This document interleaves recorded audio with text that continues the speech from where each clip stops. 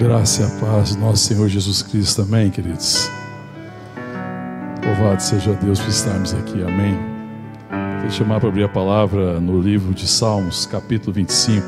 Enquanto as pessoas vão abrindo, eu queria de público aqui agradecer as felicitações pelo aniversário de ontem, pelo carinho dos irmãos, todos que lembraram, e mesmo aqueles que não lembraram, que eu sei que me amam, que tem me abençoado, e dizer do meu prazer na comunhão dos santos, a minha alegria e essa dádiva. Todos os meus aniversários eu tenho comigo, a certeza da comunhão, da presença sempre dos irmãos da minha vida em todo o tempo e em toda hora, e também pelo consolo e as palavras de carinhos pela perda da Marília, minha irmã.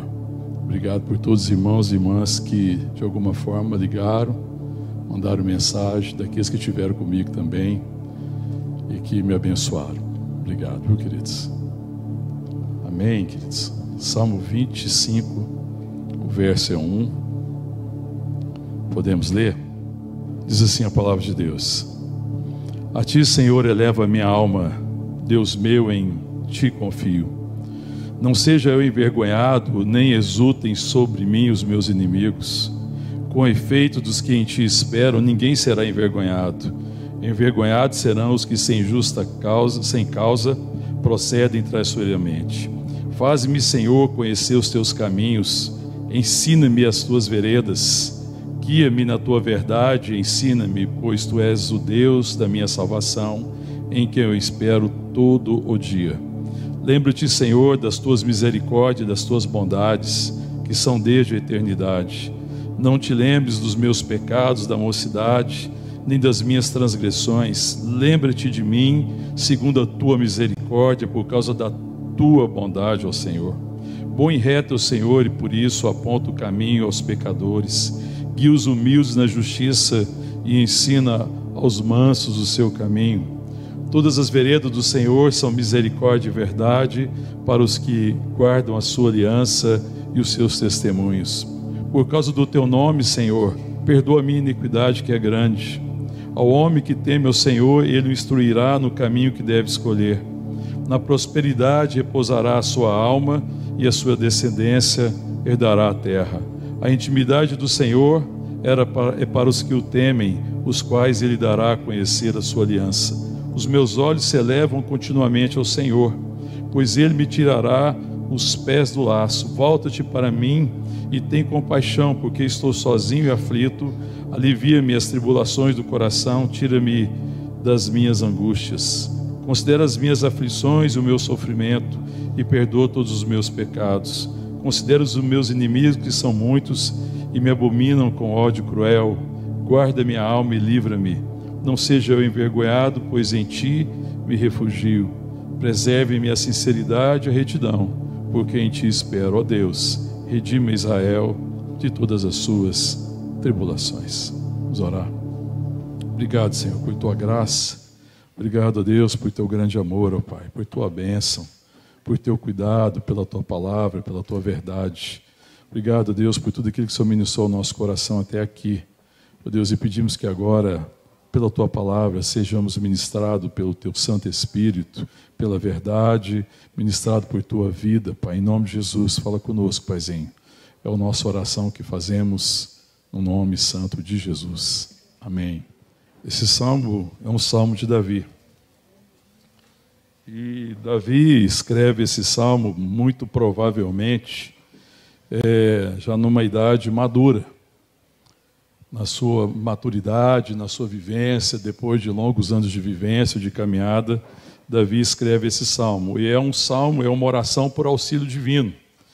Alguns especulam que talvez fosse na época em que ele viveu a rebelião de Absalão, seu filho, mas é apenas especulação.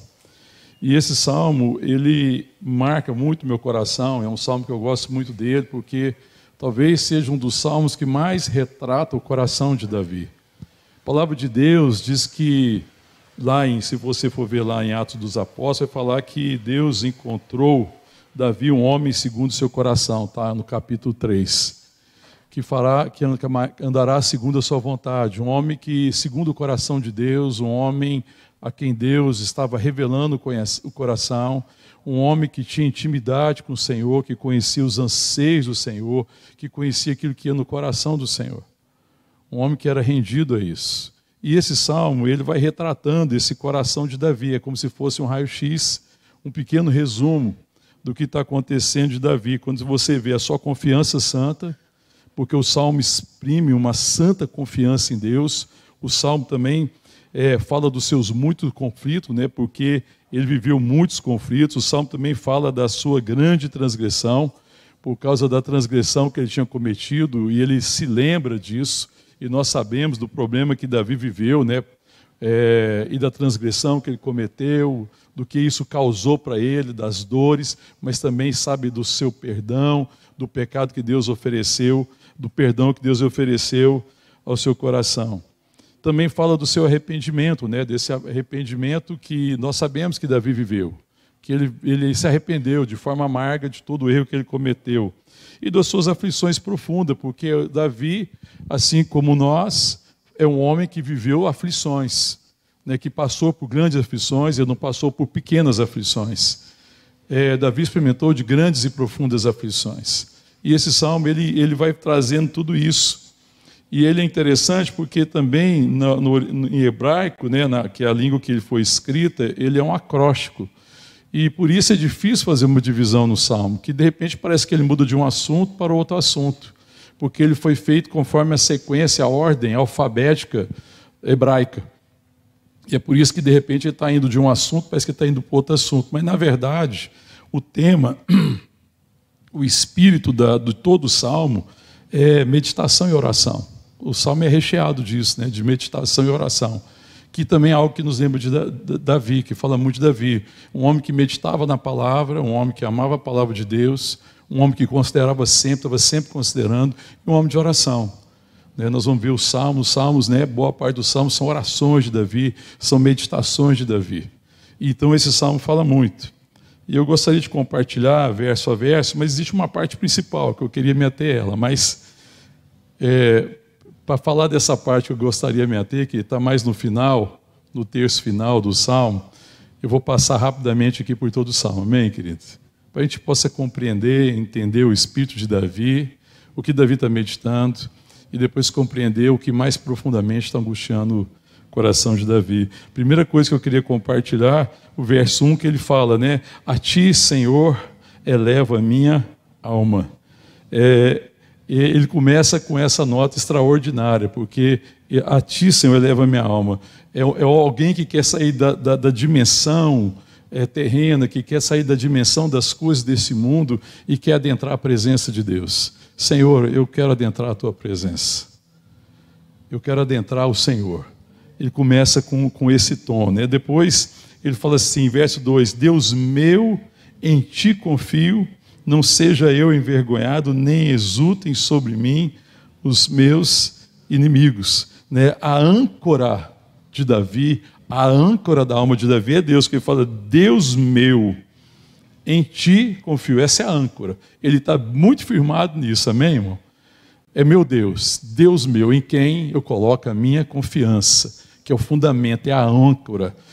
Pensando no navio, na tempestade, quando alguém está vivendo uma tempestade, você procura um porto seguro. Você precisa de uma âncora, você precisa de um lugar que possa te dar segurança, para você não ser varrido pelas ondas e pelos ventos. E ele fala disso, a âncora de Davi é Deus. O Senhor é o meu Deus, tu és a minha confiança está no Senhor. E ele quer se livrar de duas coisas, a vergonha e do inimigo. Ele não quer ser envergonhado na medida que envergonhar aqui significa que eu não quero envergonhar teu nome. Não seja eu envergonhado para que o teu nome não seja envergonhado, por causa do testemunho do Senhor. E ele fala assim, me livra dos meus inimigos, porque Davi sabe que existem inimigos, e nós temos inimigo. Satanás é nosso inimigo, e ele tenta contra nossas vidas. E a gente não deve achar que ele não luta contra nós, porque de fato ele luta. Davi sabe que o risco é real, ele sabe que existe inimigos real, e ele pede, Senhor Deus, Deus meu em quem confio, livra-me da vergonha, livra de ser envergonhado, livra-me dos meus inimigos. Ele continua dizendo, verso 3, Com efeito, dos que em ti esperam, ninguém será envergonhado. Envergonhados serão os que sem causa procedem traiçoeiramente. Então ele lembra logo depois, né? Incrível, né? Porque ele está orando, depois ele já medita e fala, não. Mas aqueles que esperam em ti nunca serão envergonhados. Amém, irmão? Quem vai ser envergonhado são aqueles que procedem sem causa, procedem traiçoeiramente. Depois no verso 4 e no verso 5, ele diz assim: faze-me, Senhor, conhecer os teus caminhos, ensina-me as tuas veredas, guia-me na tua verdade, ensina-me, pois tu és Deus da minha salvação, em que eu espero todo o dia. Deus é o melhor professor, é isso que ele está dizendo. Senhor, é só o Senhor que pode me ensinar. O Senhor é o mestre por excelência. O Senhor é a sabedoria por excelência. E ele fala assim: faze-me, Senhor, conhecer os teus caminhos. Porque ele vai pedindo aqui para Deus fazer isso. Aí fica, na verdade, a gente poderia colocar isso e associar classes. Primeiro, mostra-me o teu caminho. Então, quando você pensa na graça, e se você adentrasse a escola da graça, onde Deus quer nos ensinar, a primeira coisa que a gente pergunta é: Senhor, mostra-me o teu caminho. Amém, querido? Porque o caminho a ser seguido não é o caminho que eu escolho, não é o caminho que eu desejo, não é o caminho que eu espero, é o caminho que Deus quer me mostrar. Amém, querido?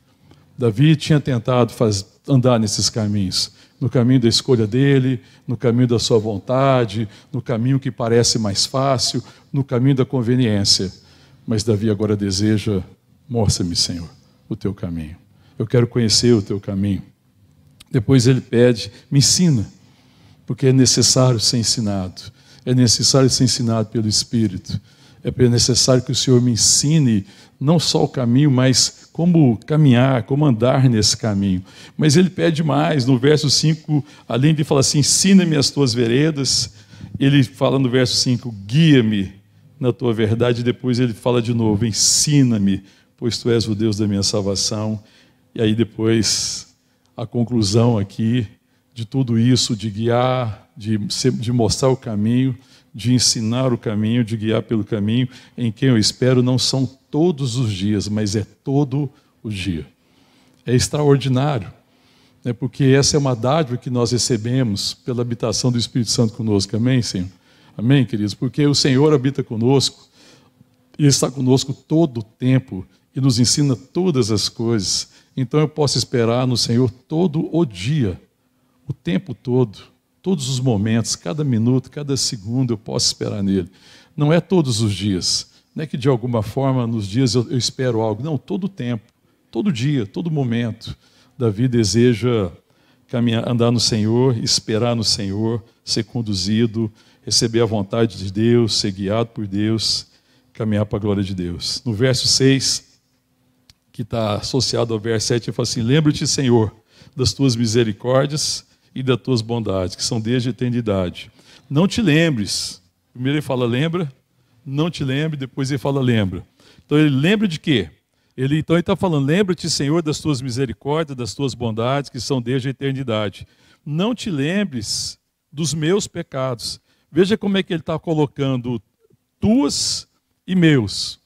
Como é que ele fala assim? Quando ele fala da questão da misericórdia, da bondade, ele clama por misericórdia e bondade de quem? De Deus. Ele fala assim: lembra-te, Senhor, da tua misericórdia e das tuas bondades, e que são desde a eternidade. Ele fala: olha, desde a eternidade, desde a antiguidade. Ele fala assim da antiguidade, da bondade de Deus, né? Que Deus sempre foi bondoso, e da fidelidade dessa bondade. Mas aí depois ele fala assim: lembra, não te lembres dos meus pecados da mocidade. Veja que certamente ele escreve mais tarde, porque ele está lembrando dos pecados da mocidade. Não te lembres dos pecados da mocidade, nem das minhas transgressões. Mas depois ele fala: lembra-te de mim segundo a tua misericórdia. Da tua misericórdia e por causa da tua bondade, ó Senhor. E ele sabe disso. Ele sabe que Deus vai se lembrar dele. E esse é o desejo dele, que se lembre dele. Por causa dessa bondade, por causa da sua misericórdia. Essa é a oração, que aconteça dessa forma, né? Que ele se lembre da misericórdia, que ele se lembre da bondade dele, né? E ele espera nisso, nessa lembrança de Deus. E lembre-se de quem? De mim. Amém, querido? Porque a gente quer que Deus se lembre da gente, a gente quer que as pessoas se lembrem de nós, né? Mas por causa da misericórdia, por causa da bondade. Não se lembre, Senhor, das minhas transgressões, não se lembre dos meus pecados, por causa da tua bondade, por causa da tua misericórdia. Depois, ele continua no verso 8, bom e reto é o Senhor, por isso aponta o caminho aos pecadores, guia os humildes na justiça e ensina os mansos os seus caminhos. Né? São bondade e justiça caminhando junto, porque Deus é bondoso, mas Deus é justo.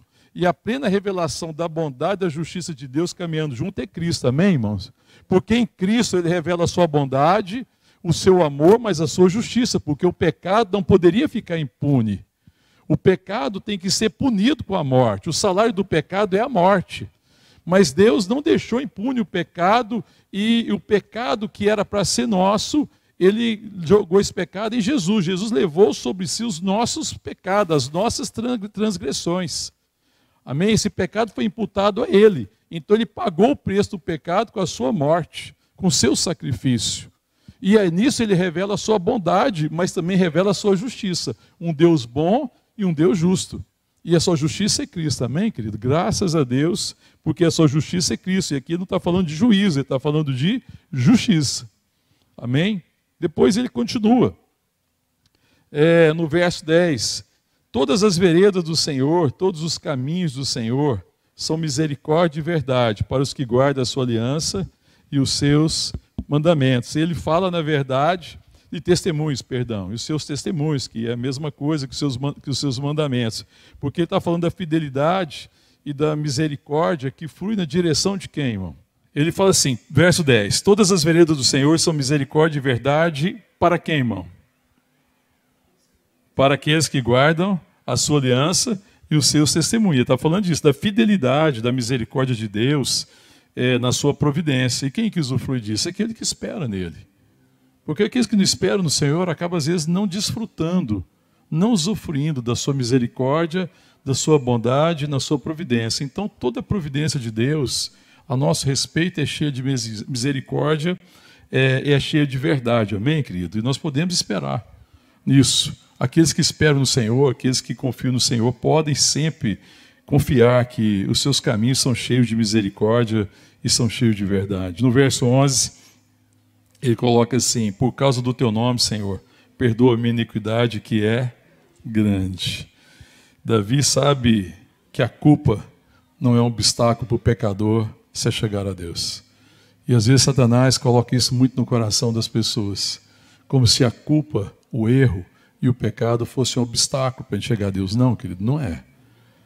Exatamente, Deus é gracioso. Então, por causa do seu nome, por causa da sua misericórdia, por causa da tua bondade, porque o Senhor é perdoador, porque o Senhor é misericordioso, perdoa a minha iniquidade que é grande. Davi sabia disso. Que por causa de Jesus, porque o acesso a Jesus não é não ter pecado. Perdão, o acesso a Deus não é não ter pecado. O acesso a Deus não é vida perfeita, o acesso a Deus é Cristo, amém, querido? Ele é o caminho que nos leva ao Pai. E por causa do seu sacrifício, nós podemos sempre nos achegar a Deus. Por causa do seu sacrifício, eu não preciso temer. Quando eu reconheço a fraqueza, o erro, o pecado no meu coração, eu preciso me achegar a Ele e pedir que, por causa das suas misericórdias, me perdoe. E Davi teve essa experiência. Quando ele percebeu o pecado no seu coração, ele viu que não havia obstáculo para um coração arrependido, porque existe um caminho de graça, existe o caminho provido por Cristo, e esse é o caminho que Davi andou, sempre que ele errava, sempre que ele pecou, sempre que ele transgrediu, Davi, de fato, recorria a Deus, porque não queria permanecer no pecado. Ele fala que quando ele permaneceu no pecado, a vida dele secou, foi como se seus ossos secassem, mas ele falou assim, pedi perdão, me arrependi, e o Senhor me perdoou, e ele foi revigorado. Amém, queridos? Amém? Depois ele continua dizendo no verso 12, ao homem que teme ao Senhor, ele o instruirá no caminho que deve escolher. Amém? É a segurança da santidade, ou seja, quando eu reconheço a necessidade de ser guiado, como Davi orou agora há pouco, e ele fala, esse homem que teme ao Senhor, ele o instruirá no caminho que deve andar. É a segurança, amém, querido? Temer o Senhor, esperar nele, isso é segurança, porque Ele vai me instruir no caminho que eu devo andar. Depois no verso 13, ele fala: na prosperidade repousará a sua alma, a sua descendência herdará a terra. Ele está falando do descanso no tempo presente, ele está falando também do descanso na eternidade. Na prosperidade repousará a sua alma, a sua descendência herdará a terra. O descanso agora e o descanso eterno. A certeza de que eu posso sempre descansar nele. Existe um lugar de repouso, existe um lugar de descanso. No verso 14, ele fala: a intimidade do Senhor é para os que o temem, os quais ele dará a conhecer a sua aliança. E eu acho muito interessante aqui, quando ele coloca dessa forma, né, que a intimidade do Senhor é para os que o temem. Na verdade, existe um segredo, existe uma maravilha. Qual que é o segredo? Existe um segredo, quem sabe? Qual é o segredo? Qual é o segredo, irmão? Olha, vamos ler o verso. Existe um segredo, existe uma maravilha. A intimidade do Senhor é para os que o temem, os quais ele dará a conhecer a sua aliança. Qual que é o segredo, irmão? A intimidade. O segredo, a chave que abre a porta do tesouro é a intimidade. Quando eu conheço e tenho intimidade com Deus, quando eu sou conduzido por Ele, eu me rendo ao seu Espírito, me rendo à sua vontade, a porta do tesouro da graça de Deus é aberta, é destrancado. Eu vou desfrutar daquilo que Ele tem preparado para mim, porque Ele diz: os quais Ele dará a conhecer a sua aliança, a bênção da aliança, a grandeza, a riqueza da aliança. Não é a oração de Paulo em Efésios, que ele ora para que os irmãos, a igreja que estava em Éfeso, pudesse conhecer a grandeza, a riqueza do chamado. Como é rico, como é grandioso. Ele fala assim: eu oro ao Pai, para que eles vos dê espírito de revelação, para que vocês possam conhecer e vocês possam desfrutar da grandeza, da riqueza, dessa maravilha, daquilo que Deus tem preparado. Quem vê? Quem é que vê a riqueza de Deus, irmão? Porque muitas pessoas não conseguem enxergar a riqueza que Deus tem preparado para aqueles que são seus. Porque às vezes a gente não conhece essa chave da intimidade. E às vezes a gente não desfruta dessa intimidade com Deus, de conhecer o seu coração, de conhecer os seus anseios, de conhecer a sua vontade. Porque é isso que destranca a porta do tesouro de Deus. E aí a gente pode desfrutar das maravilhas que tem preparado para nós. Amém, querido? Depois do verso 15 ele diz: os meus olhos se elevam continuamente ao Senhor, pois Ele me tirará os pés do laço.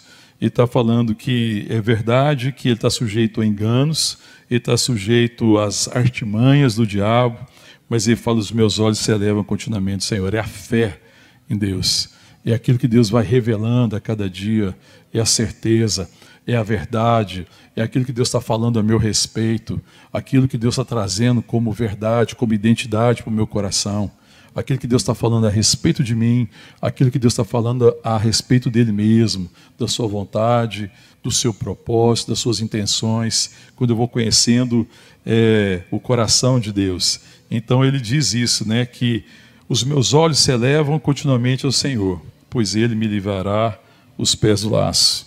Mas quando chega no verso 16, que eu gostaria de dedicar uma atenção maior agora, ele diz, no verso 16, volta-te para mim e tem compaixão. Vou ler um pouquinho mais do que o 16. Volta-te para mim e tem compaixão, porque estou sozinho e aflito.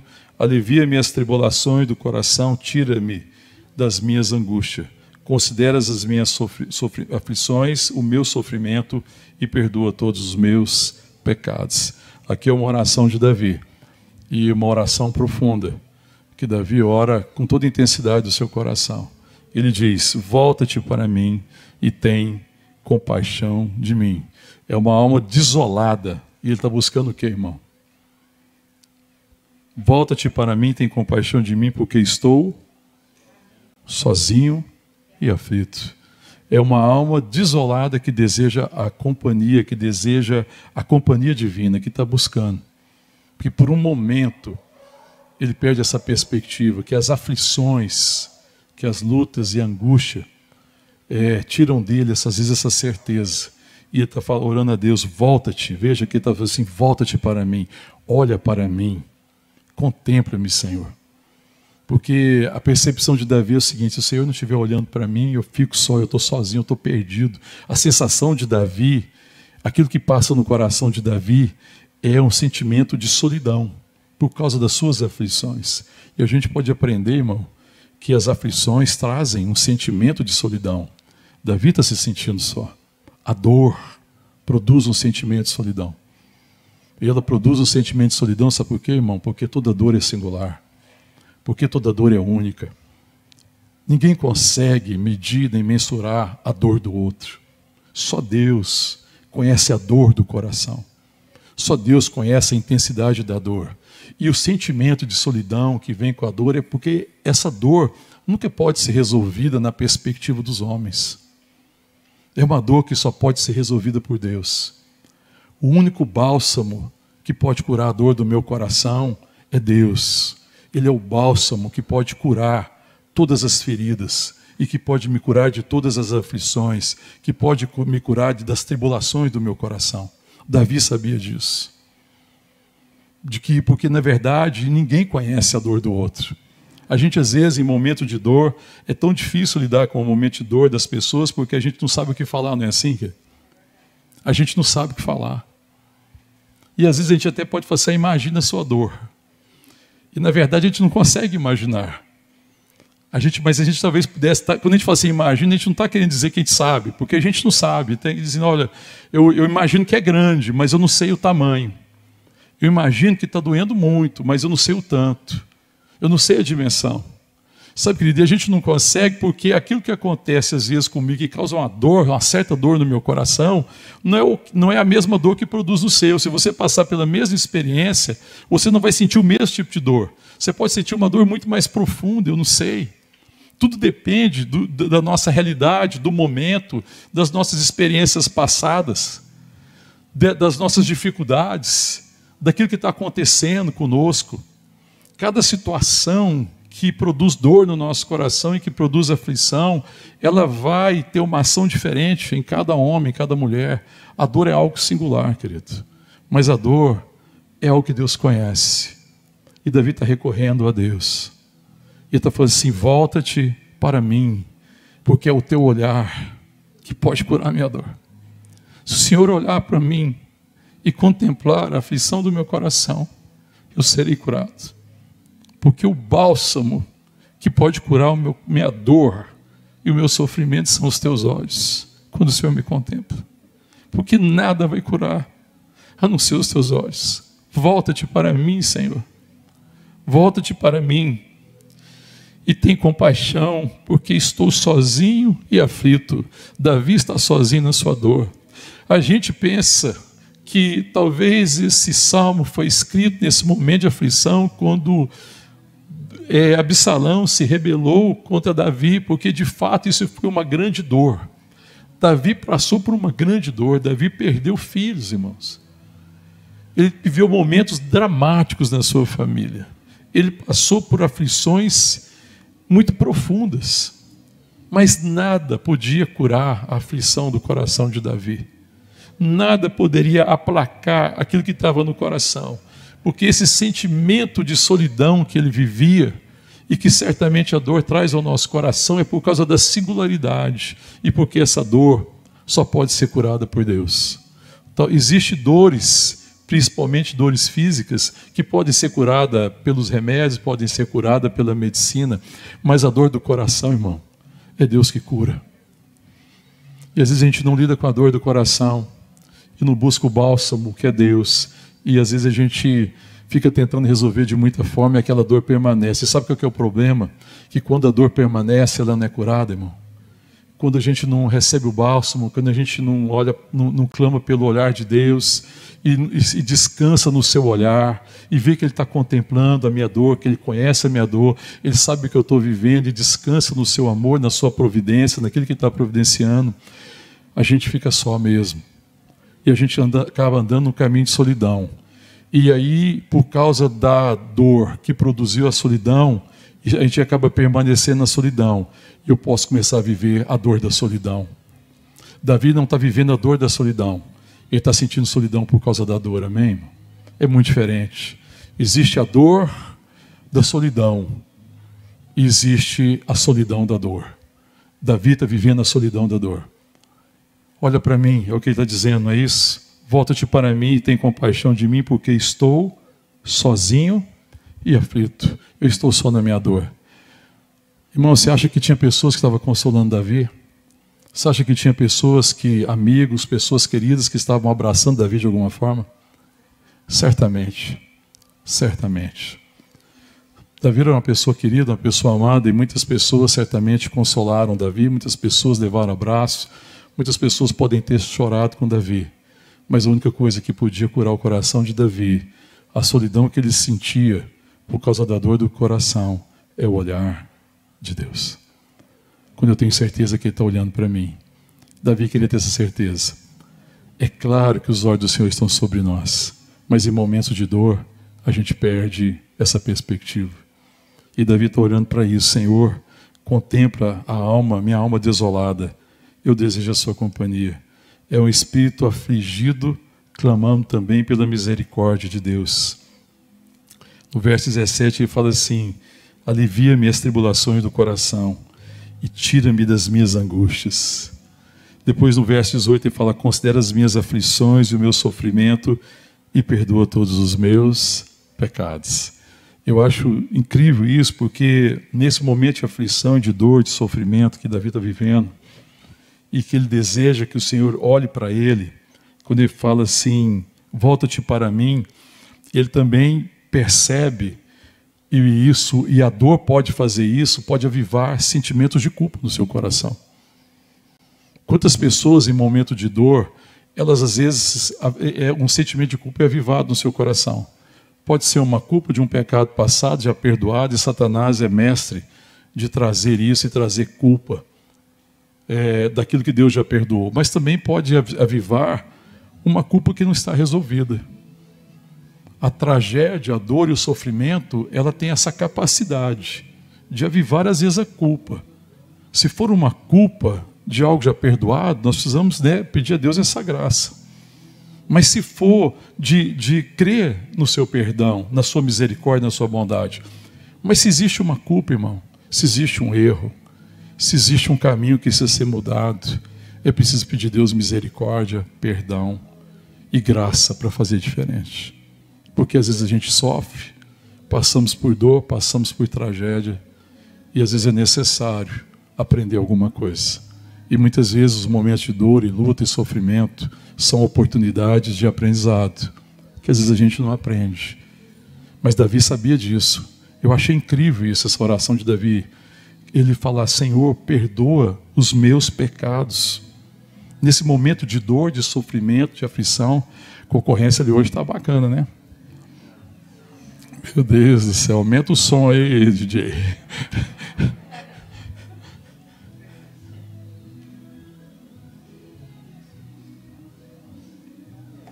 Ai, Senhor Jesus. Mas nesse momento de dor, de aflição, Davi também, ele olha, pede para Deus perdoar os seus pecados, porque ele consegue perceber também coisas que precisam ser mudadas no seu coração. Ele não está sendo castigado por causa do erro, amém, irmão? Deus não está imputando um castigo em Davi por causa dos seus erros, da sua fraqueza. Não é isso que está acontecendo com Davi aqui. E certamente ele sabe que não é isso. E ele sabe que Deus é perdoador. Ele sabe que Deus já tinha perdoado. Mas ele fala: Deus, existe algum caminho errado no meu coração. Sabe, Davi é um homem que ora em Salmo 139 e diz: Senhor, sonda-me, vê se há em mim algum caminho mau e me conduz pelos caminhos eternos. Então a gente tem que também aprender nesse momento que é necessário orar, pedindo graça a Deus e perdão pelos nossos pecados, para a gente mudar atitudes, irmãos. Para a gente mudar a forma de se lidar. Talvez seja atitudes em relação aos relacionamentos, a proximidade, a atitude de amar as pessoas, de aproveitar as oportunidades. Ontem, no velório da minha irmã, da Marília, e isso era uma coisa muito que eu percebi em muitas pessoas. e que também percorria o meu coração. 26 anos, ela faleceu com 26 anos, muito jovem. Ninguém espera, nem os jovens esperam, porque os jovens não acham que morrem. Quem morre são pessoas idosas. E eles não têm a morte em perspectiva. Mas quando a morte alcança uma pessoa tão jovem, muitas pessoas falam assim: gente, mas eu gostaria de ter feito isso. Eu vi pessoas falando: eu gostaria de ter feito isso, eu gostaria de ter falado isso, eu gostaria de ter realizado isso. Se eu soubesse, eu teria feito isso. Se eu soubesse, eu teria gastado mais tempo com isso. Se eu soubesse, eu poderia ter feito aquilo. E Davi sabe que ele podia agir de forma diferente. Ele pede: Senhor, nesse tempo de aflição, nesse tempo de dor, nesse tempo de angústia e de tribulação, perdoa os meus pecados, me ajuda a mudar de atitude. Talvez um dos maiores pecados que a gente precise lidar e que a gente não lida adequadamente é o pecado da omissão.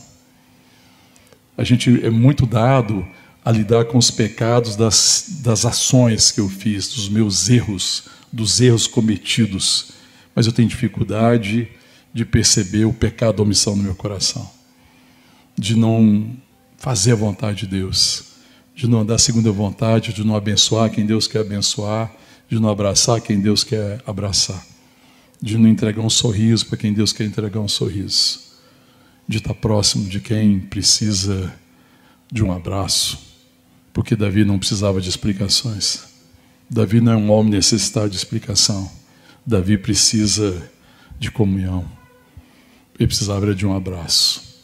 Ele precisava que o Senhor olhasse para ele. E nesses momentos de sofrimento e de dor, o que as pessoas mais precisam é serem abraçadas, porque é o sentimento mais profundo é o sentimento de solidão, de se estar só na sua dor. E quando a gente é abraçado, irmão, qual que é a mensagem que a gente recebe? No momento de dor que você recebe um abraço carinhoso, qual que é a mensagem que você recebe?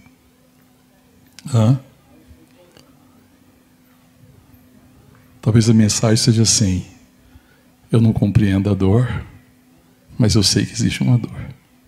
Eu quero estar próximo no momento de dor. E talvez seja o único remédio que a gente precisa.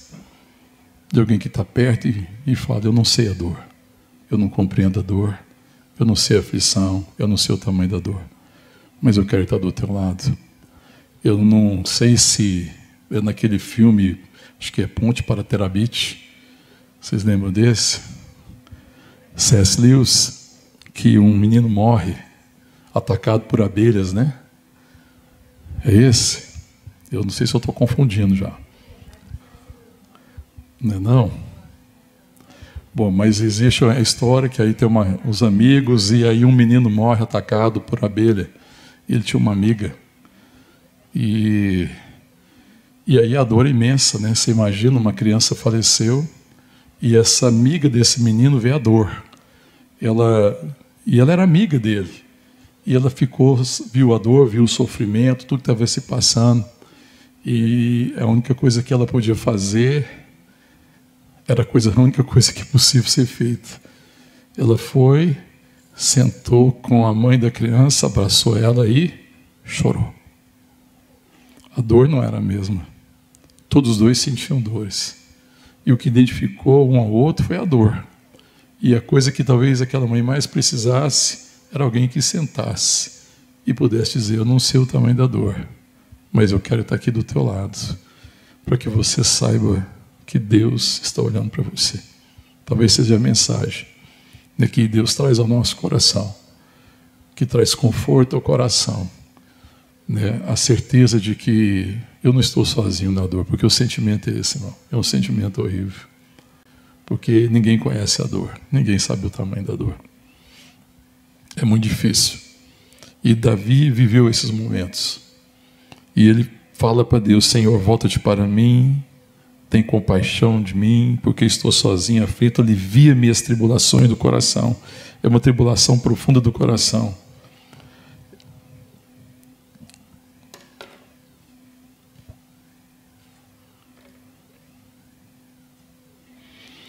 E ele fala: considera as minhas aflições e o meu sofrimento, mas também perdoa os meus pecados. Amém, querido? que os momentos de dor e sofrimento tragam também a lição, para que a gente não ande no caminho da omissão. Principalmente quando alguém perto de mim vive dor, vive aflição, vive sofrimento. Ninguém precisa que a gente compreenda a dor. O que a gente precisa é saber que alguém reconhece a dor. E que na dor, o que a gente mais precisa é de presença. Davi precisava de presença. É o que ele está buscando. Ele está desolado, ele quer a companhia divina. E Deus se manifesta através das nossas vidas, amém? Querido? Nós somos o corpo de Cristo, nós somos o povo de Deus. E quando nós estamos próximos daqueles que sofrem, então em tribulação, é como Deus estivesse olhando para ele. Depois ele fala: considera os meus inimigos, pois são muitos, e me abominam com ódio cruel. Guarda minha alma. Não vou falar aqui, né? Os inimigos são muitos, ele sabe disso, nós sabemos. A tentação, o pecado, a dúvida, tantas coisas, o medo. E depois ele fala: guarda minha alma e livra-me, para que eu não seja envergonhado, pois em ti me refugio. Preserve-me a sinceridade e a retidão, porque em ti espero. Ó Deus, redime Israel de todas as suas tribulações. Na verdade ele está orando: ó Deus, redime a igreja das suas tribulações. Porque ele está falando de Israel, é o povo de Deus. Israel somos nós, amém, querido? Nós que somos o povo de Deus. Redime Israel. Então Davi está orando pelo livramento. Ele quer estar sempre ser rendido à vontade de Deus. Ele quer se livrar, mas rendido à soberania de Deus. Ele precisa ser notado, que é um olhar de bondade, que é um olhar de graça. E é sempre desejável em tempo de aflição e de dor o olhar de Deus. Sempre é bom o olhar de Deus, mas em tempo de aflição e de dor é especial. Ele pede por perdão. E aí talvez a gente pudesse pensar em 4 ensinos. Primeiro, o olhar bondoso de Deus é muito desejável na aflição. Que a gente aprenda isso, amém, irmão? O olhar bondoso de Deus é extremamente necessário em tempos de aflição. E a igreja precisa ser isso. Segunda coisa que a gente pode aprender o fortificante mais doce para Davi na aflição era a certeza do perdão e da misericórdia, porque isso livrava ele do temor da condenação, do julgamento, a certeza de que Deus é misericordioso, e é assim que ele age para com ele. Outra coisa que a gente pode pensar, que se um olhar de Deus é tão confortável, que será os céus. Eu fico imaginando, irmão, os céus. Eu fico imaginando a eternidade com Deus, porque Davi deseja o olhar de Deus. Senhor, olha para mim, me contempla, volta-te para mim. E isso daria consolo ao coração de Davi. Se um olhar é tão consolador, imagina, irmão, o que Deus tem preparado para nós. Outra coisa, nas nossas tristezas nós precisamos aprender então a olhar. Olhe na tristeza, na aflição, na tribulação, a nossa oração precisa ser: Senhor, me contempla, olhe para mim, volte para mim. Mas quanto aos meus erros e transgressões, a oração precisa ser essa: Senhor, perdoa os meus pecados, segundo a tua misericórdia. A gente não pode perder a oportunidade de Deus sondar o nosso coração. Amém, irmãos? De Deus ministrar o nosso coração. Porque a grande dificuldade seria essa. Porque um homem e mulher que não resolveu essa solidão no coração por causa da aflição e angústia, vai se tornar alguém solitário. E alguém solitário vai viver a dor da solidão. E a dor da solidão vai se transformar em amarguras, ressentimentos e tantas outras coisas, irmão. A dor da solidão, à medida que a gente permite que a solidão se instale no nosso coração, ela vai trazendo uma dor e vai trazendo distância, vai trazendo afastamento de tudo aquilo que a gente precisa. Mas quem pode curar a nossa dor é Deus, amém? E na dor e nas aflições, nas angústias, precisamos levar o nosso coração a Deus, para que a dor que produziu a solidão não seja uma solidão que agora vai produzir uma dor, amém? Porque é muito mais difícil de lidar. É melhor lidar com a solidão da dor, para que a gente não lide com a dor da solidão. Quando eu penso nisso, eu penso em Jesus Cristo. Isaías 53, se você quiser abrir aí, verso 1 diz assim: quem creu em nossa pregação e a quem foi revelado o braço do Senhor? Porque foi subindo como renovo, perante ele como raiz de uma terra seca, não tinha aparência nem formosura, olhámo-lo, mas nenhuma beleza havia que nos agradasse. Era desprezado, mais rejeitado entre os homens, homem de dores, e que sabe o que é padecer, e conhece a aflição do nosso coração. E comum de quem os homens escondem o rosto era desprezado, e dele não fizemos caso. Certamente ele tomou sobre si as nossas enfermidades, as nossas dores, levou sobre si. E nós o reputávamos por aflito, ferido de Deus e oprimido. Mas ele foi traspassado pelas nossas transgressões, moído pelas nossas iniquidades. O castigo que nos traz a paz estava sobre ele, e pelas suas pisaduras fomos sarados. Todos nós andávamos desgarrados como ovelhas, cada um se desviava pelo caminho, mas o Senhor fez cair sobre ele a iniquidade de nós todos. Ele foi oprimido e humilhado, mas não abriu a boca. Como cordeiro foi levado ao matadouro, como ovelha muda perante os seus tosqueadores, não abriu a boca. Por juízo opressor foi arrebatado, e de sua linhagem, quem dela cogitou? Porquanto foi cortado a terra dos viventes. Por causa da transgressão do meu povo ele foi ferido. Designaram-lhe a sepultura com os perversos, mas com o rico esteve na sua morte. Pois que nunca fez injustiça, e nem dolo algum se achou na sua boca. Todavia ao Senhor agradou moê-lo, fazendo enfermar. Quando der ele a sua alma como oferta pelo pecado, verá a sua posteridade como oferta pelo nosso pecado. Verá a sua posteridade e prolongará os seus dias, e a vontade do Senhor prosperará nas suas mãos. Ele verá o fruto dos penosos trabalhos de sua alma e ficará satisfeito. O meu servo, o justo, com seu conhecimento, justificará muitos, porque a iniquidade deles levará sobre si. Por isso eu lhe darei como muitos como a sua parte, e com os poderosos repartirá ele o despojo, porquanto derramou sua alma na morte, foi contado entre os transgressores, contudo levou sobre si o pecado de muitos, e pelos transgressores intercedeu. Amém, querido? Ele que padeceu, ele que sofreu, ele que levou sobre si as nossas dores. A palavra diz homens de dores, que sabe o que é padecer. Ele que curou por suas transgressões, ele que curou as nossas iniquidades, as nossas transgressões, ele levou sobre si. Por suas pisaduras nós somos sarados. Ele é o bálsamo que cura o nosso coração. Ele é o bálsamo que cura a nossa dor. Ele é o bálsamo que nos livra da aflição e que não nos deixa sozinho. E conhece a dimensão da dor do nosso coração. Se você olhar também depois lá em Mateus 26, você não precisa abrir, eu vou ler aqui. Jesus do Getsemane, no 26, verso 36, diz assim: em seguida Jesus foi com eles a um lugar chamado Getsemane, e disse aos seus discípulos: sentai-vos aqui enquanto eu vou ali orar. E levando consigo a Pedro e aos dois filhos de Zebedeu, começou a entristecer-se e angustiar-se. Então lhe disse: a minha alma está profundamente triste até a morte. Ficai aqui comigo, vigiai comigo. Adiantando-se um pouco, prostou-se sobre o seu rosto, orando, dizendo: meu Pai, se possível, passa de mim esse cálice. Todavia, não seja como eu quero, e sim como tu queres. Amém, querido? O Senhor sabe o que é angústia, Ele sabe o que é sofrimento, Ele sabe o que é solidão, o Senhor sabe o que é dor. Homem de dores, que sabe o que é padecer, conhece a dor do nosso coração e conhece a solidão da dor, porque a dor produz uma solidão, mas Ele nos cura. Ele é a cura, Ele é o bálsamo que pode curar a solidão da nossa dor, para que a gente não seja um homem e uma mulher solitário, para que a gente não ande sozinho, mas que a gente continue andando em família, andando no meio do povo de Deus, para que também nós sejamos bálsamo para curar aqueles que estão experimentando a solidão da dor.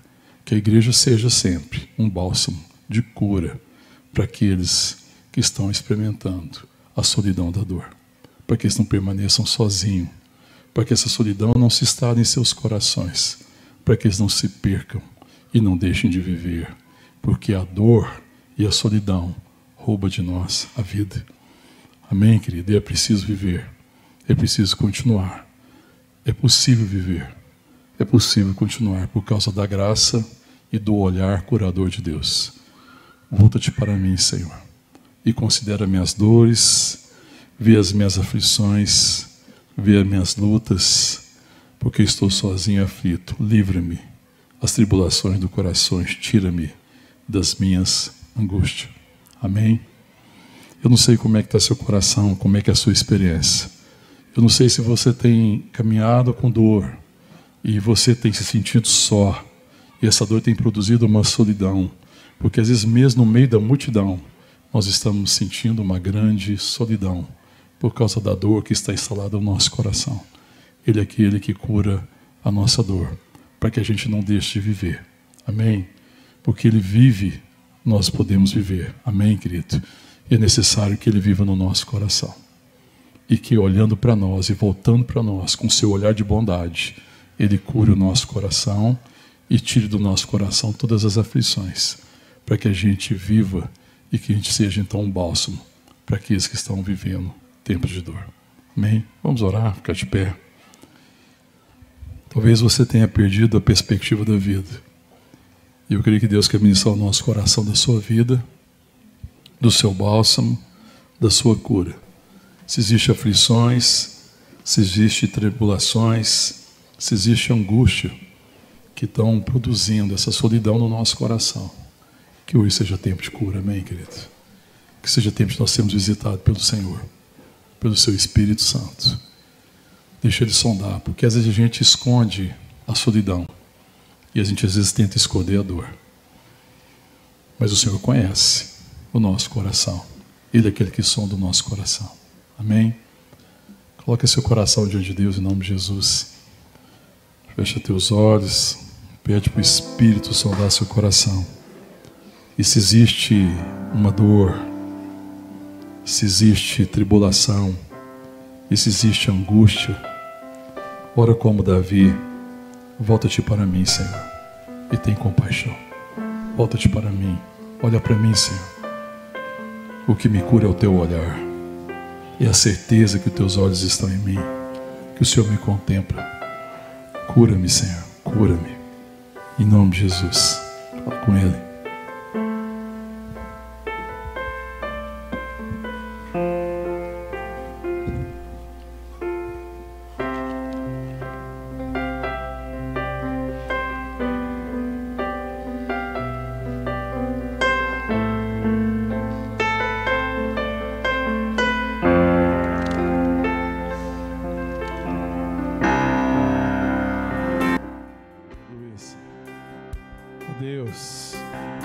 Volta-te para Israel, Senhor, e cura Israel de todas as suas tribulações. Volta-te para a tua igreja, Senhor. Cura a igreja, Senhor, de todas as suas tribulações. Volta os teus olhos para nós, Senhor. Cura-nos, Deus, de todas as nossas tribulações. Ó Deus, em nome de Jesus, Pai, ministra ao nosso coração, Pai, porque só a tua face pode nos curar, só os teus olhos de amor, só por contemplar a tua face, Deus, a tua paternidade, somos curados pela certeza do teu olhar gracioso, misericordioso, bondoso. Nós somos curados da solidão, da dor. Cura aqueles que estão sentindo dor, Pai. Cura aqueles que estão vivendo tempos de dor e de solidão por causa dessa dor. Que eles contemplem o teu olhar curador, que o teu olhar seja o bálsamo de cura, bálsamo de restauração, ó Deus. Em nome de Jesus, vem com a tua cura, Senhor. Vem com a tua graça sobre o teu povo, ó Deus, e cura aqueles que do nosso meio estão adoecidos, Senhor, estão sós, sentindo a solidão da dor, porque cada dor é singular, Pai. E só cada um que vive a sua dor sabe a dimensão e a profundidade. Mas Tu, Senhor, conhece a dor do nosso coração. E o Teu olhar é que nos cura, Pai. A certeza do Teu cuidado. A certeza, Pai, que a dor não vai impedir a nossa vida. Que nós seremos curados da dor. Que a dor não vai nos paralisar. Ó Deus, que o Senhor dará graça. E que nós haveremos de viver. E viver não uma vida qualquer, mas uma vida abundante. E vida abundante é na Tua presença. Vida abundante é ser contemplado pelo Senhor. Vida abundante é a certeza de que Teu olhar está sobre nós. que teus olhos de bondade nos contemplam todo o tempo, e ainda que a gente não compreenda a dor e o motivo da dor, os teus olhos nos curam de todas as dores e de toda solidão. Cura-nos, Senhor, e seremos curados, Senhor. Olha para nós, Senhor, seremos sarados, Pai. Sara, Pai. Sara-nos, Deus, também, Pai, de toda omissão. Aliás, perdoa-nos, Deus, de toda omissão. Perdoa-nos, Deus, como igreja da omissão, em momentos de dor, de sofrimento. Perdoa-nos, Deus, da falta de sensibilidade, da falta de compaixão, da falta de misericórdia diante da dor do outro, diante do sofrimento do outro. Livra-nos, Deus, de julgar a dor dos outros, porque nós não sabemos a dor que vai em cada coração.